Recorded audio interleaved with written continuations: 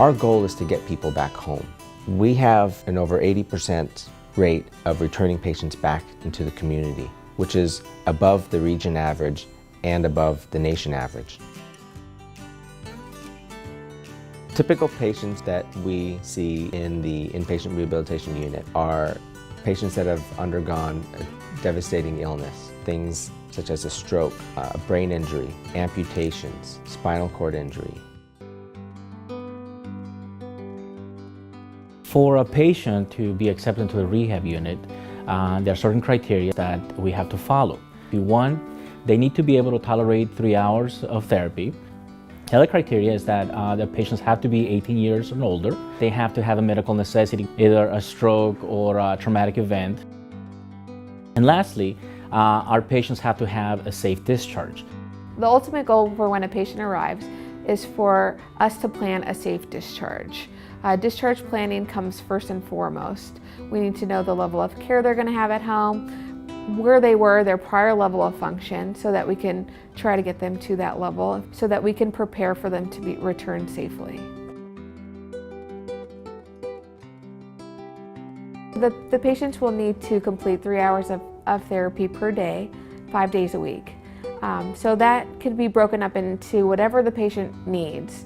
So they can do an hour of physical therapy, an hour of occupational therapy, an hour of speech-language pathology. So we really change the patient's schedule depending on the patient's need. Our most important asset that we can provide for our patients is our staff. I hold our therapists and our nursing staff at a high standard.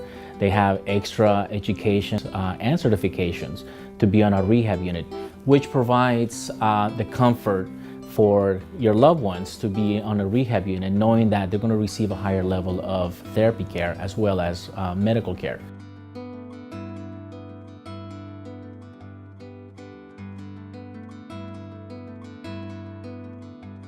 The therapy doesn't end when their session with the therapist is over. One thing that I often tell our patients is that the rehabilitation nurse is almost like grading you throughout the day to see how you're doing on your rehabilitation performance, and being able to communicate that with the therapists so that the therapists know where the areas that the patient's having problems. Our patient population is very complex, so we rely heavily on our team to be able to take all of their deficits into consideration, their movement deficits, their inability to do self-care, their inability to use language, their inability to swallow, and we work together as a cohesive team to be able to target all of their patient needs. What we're treating is not just the patient. What we're treating is how the patient fits into the world around them.